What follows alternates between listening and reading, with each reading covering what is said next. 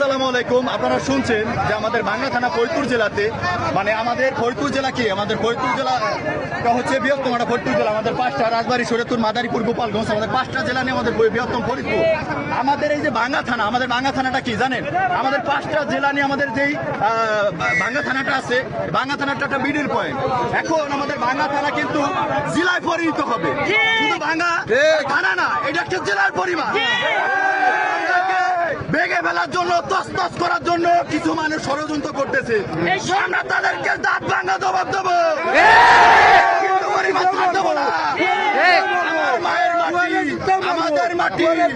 আমাদের মায়ের মাটি নিয়ে যারা সিনিবিনি খেলবি, তোরা মন্ত্রী মিনিস্টারও আসে বাংলা থেকে মাইক খেয়ে যাবি। মাইরা দেবো, মাইরা দিব না।